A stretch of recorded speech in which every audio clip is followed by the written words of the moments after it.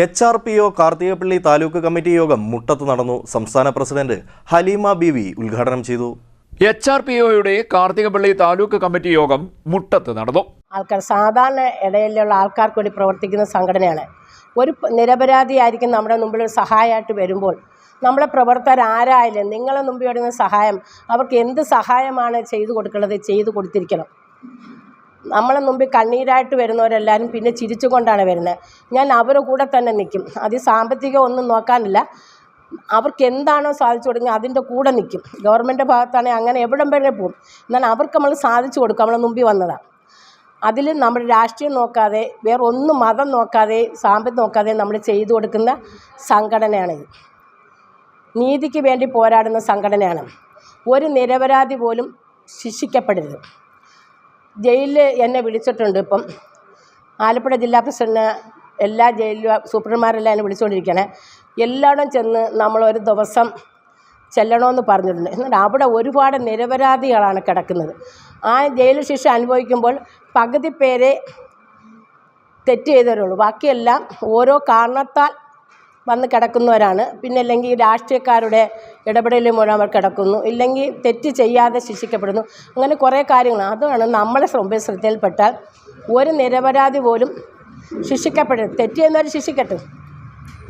പിന്നെ തെറ്റ് കണ്ടാൽ പ്രതികരിക്കണം. നമ്മുടെ സംഘടനയിൽ കക്ഷി രാഷ്ട്രീയമില്ലാതെ പ്രവർത്തിക്കുന്ന സംഘടനയാണ്. നമുക്ക് ഏത് കാര്യമാണ് ആരുടെ മുമ്പിലും ചെന്ന് ഏത് കാര്യവും മുന്നോട്ട് പ്രവർത്തിക്കാം. എനിക്ക് ഒരുപാട് കാര്യങ്ങൾ പറയാനുണ്ട്. കുറച്ച് കാര്യങ്ങൾ പറഞ്ഞുകൊണ്ട് നിർത്തുന്ന സമയമില്ല. നമ്മൾ എല്ലാവരും വളരെ ദൂരത്തുനിന്ന് വന്നതാണ്. ഞാൻ ഇപ്പം അടുത്ത സമയത്ത് 7 മക്കളുണ്ട്.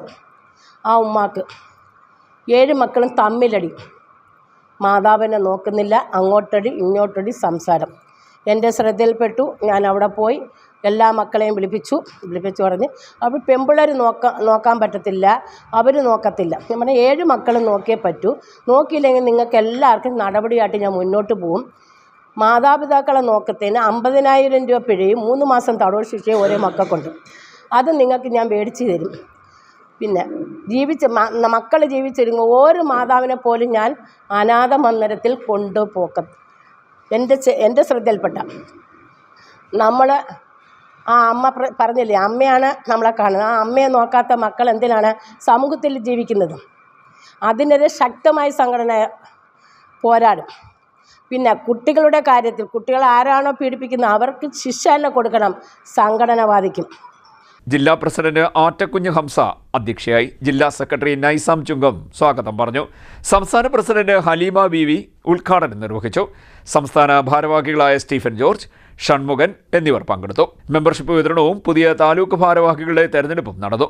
ഭാരവാഹികളായി പ്രസിഡന്റായി സൈഫുദ്ദീനെയും വൈസ് പ്രസിഡന്റായി മുജീബിനെയും സെക്രട്ടറിയായി മജീദ് കുട്ടിയെയും ജോയിന്റ് സെക്രട്ടറിയായി നാസറുദ്ദീനെയും ട്രഷററായി അനിൽകുമാറിനെയും തെരഞ്ഞെടുത്തു.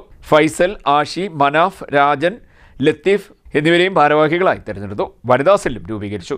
പ്രീതാകുമാരി, സുഷമ്മ, നിഷാമോൾ എന്നിവരാണ് ഭാരവാഹികൾ. ജില്ലാ ട്രഷറർ പുഷ്പമണി നന്ദി പറഞ്ഞു. CDNet news, Harippad.